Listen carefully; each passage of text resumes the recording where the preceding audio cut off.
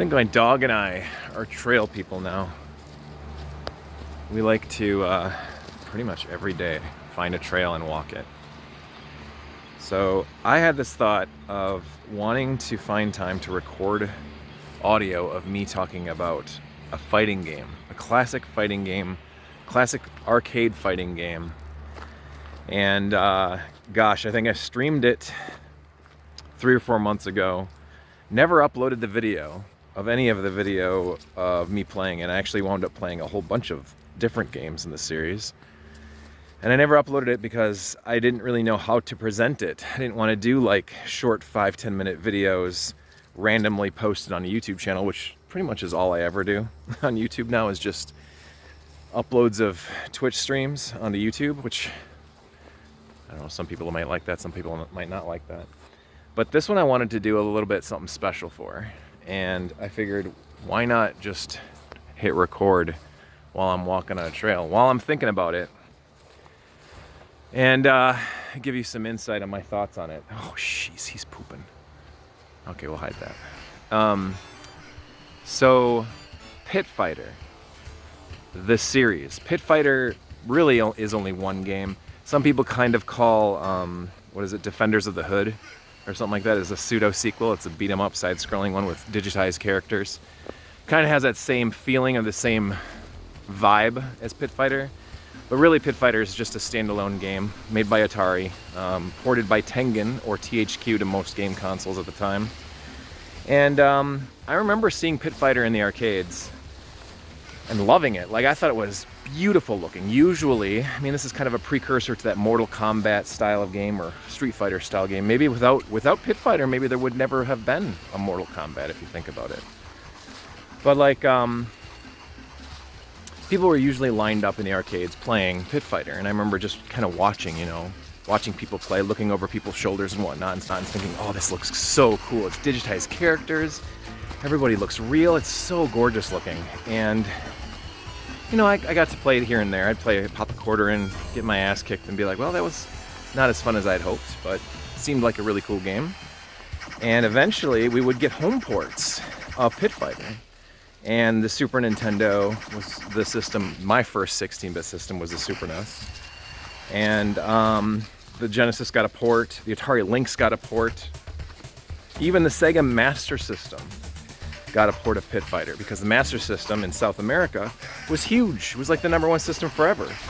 And Sega, and was it Treco, put money into the Master System for a while, and it actually got a port of Pitfighter. And so one night on Twitch, I was playing through all of the Pitfighter games. I played a little bit of the arcade game, played the Super Nintendo one, the Genesis one, and the Master System one, and even the Atari Lynx one. And my thoughts are, when the Genesis one came out, Perfected, right? A lot of people were clamoring, saying it was, pretty close to the arcade. It was a really good game. It was good to see that Sega could do arcade games on the Genesis. But it wasn't quite up to snuff. It wasn't as good as the arcade game by any means. It was one of the first games but still a good game. Digitize real full characters. Oh my god.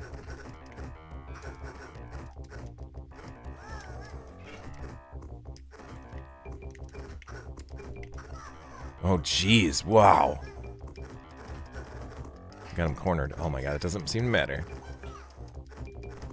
Yeah, exactly. Like WWE models, yeah.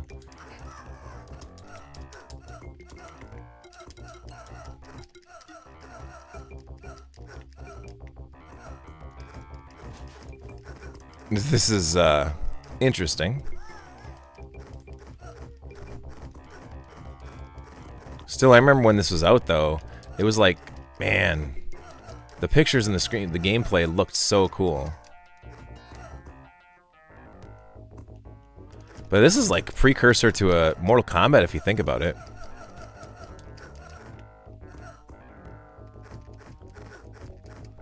It looks horrible, but at least it's fast-paced. That looks butt-trouble, but at least it's fast-butzed.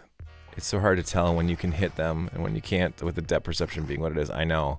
Yeah, that's the one thing I liked about the arcade version, is that when you got close to the screen, your sprite would like zoom.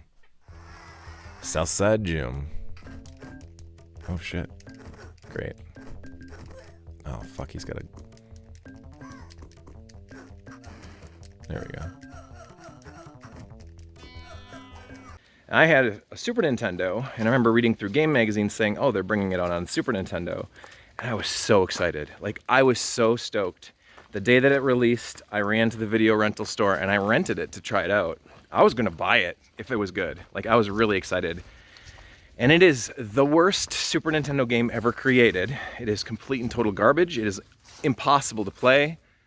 It's unfun. Like, it's just not fun. The graphics are shit. There's no real music. Awful, just awful presentation. Like, it's one of the worst games I've ever seen. I can't believe Nintendo put their seal of approval on it. I honestly can't believe they did that. Like, that's crazy to me that they would say, yes, this is a good enough game to release to the masses. Like, what? Are you crazy? So that was garbage, and then pretty much my dreams of ever playing Pitfighter, like the arcade game at home, was pretty much halted. I was like, oh, forget this. This is garbage. Maybe I just didn't like the arcade game to begin with. And so Tengen did the Genesis version. THQ did the Super Nintendo version. I can't believe this passed Nintendo's, like...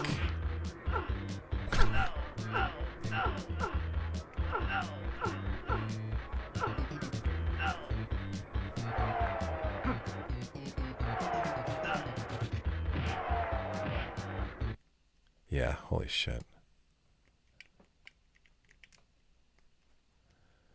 Oof. Yeah, let's...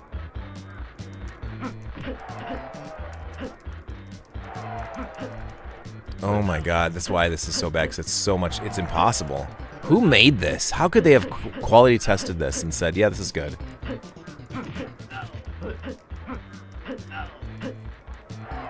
So there's music. That's terrible music. Oh my god. I'm dead. I remember the Atari Lynx getting a version. I had that for a little while. I thought it was fine. You know, it plays kind of like the arcade game. I think I got it used at one point in the mid-90s when I got my Lynx finally. It's fine. You know, there's nothing wrong with it. It's got big sprites.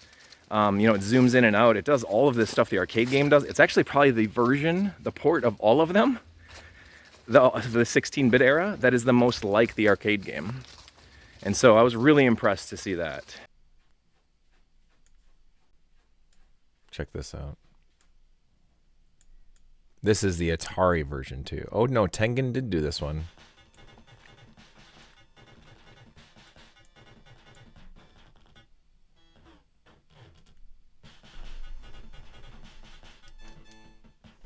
Shoot, I did not want him.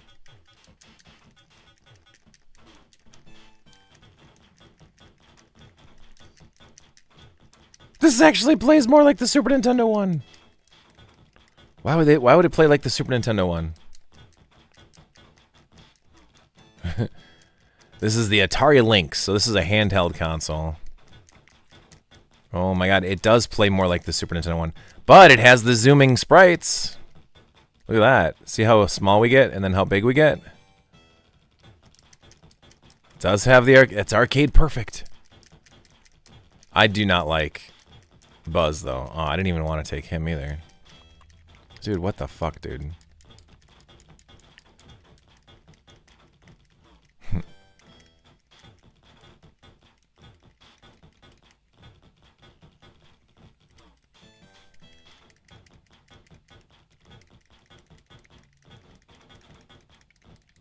How do I even tell where his hit points are?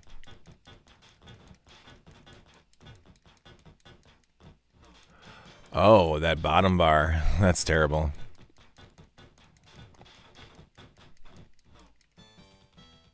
What? Bro was out. Okay.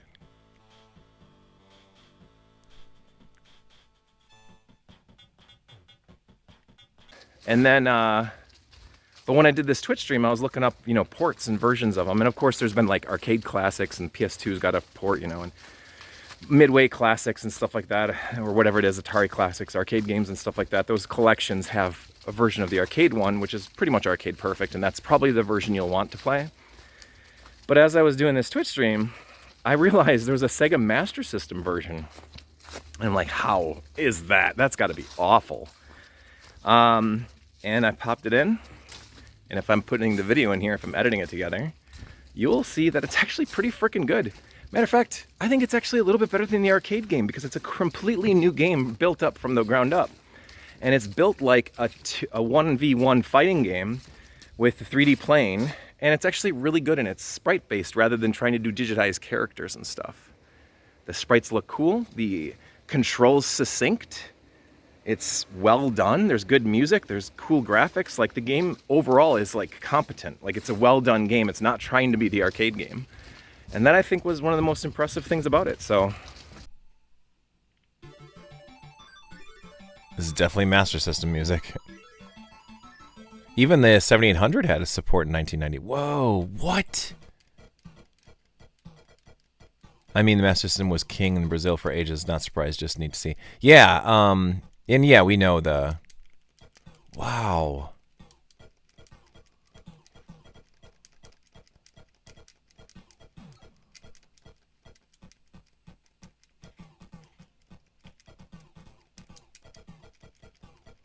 This is crazy. This doesn't look terrible at all. Yeah, very, very, very functional. Infinitely better than the Super Nintendo version.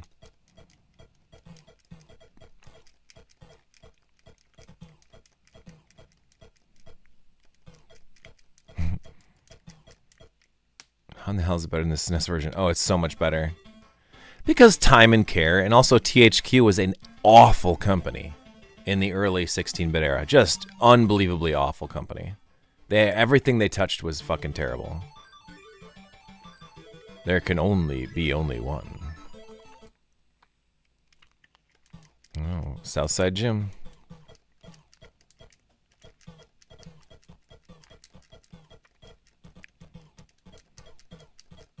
Yeah, I would much prefer play this over the Super Nintendo version any day. Oh, cool. How'd I pick it up? Oh, shit. Ah, shoot. I'm in trouble. I backed myself into a corner there. Now I backed him in the corner.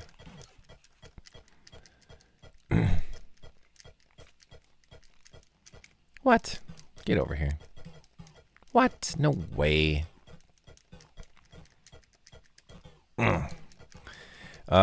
Yeah, it's Atari was, this isn't bad at all.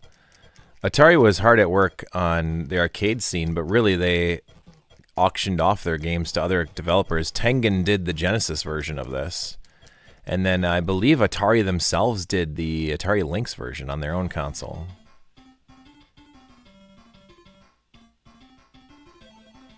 Yeah, I don't see anything wrong with this one at all. if I was ranking them, it would go Game Gear, or I'm sorry, well, I guess Game Gear Master System, kind of. Same system, pretty much. Master System version is the best. And then I would say Atari Lynx version is the second best. And then Genesis version. And then on the bottom, if there's any other versions above it, I'm not sure if there are other versions.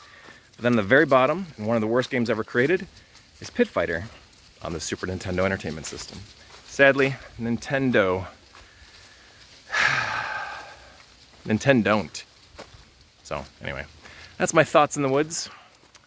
If you like this video, I'll continue to do more whenever I have thoughts in the woods about gaming. Peace out, E5000.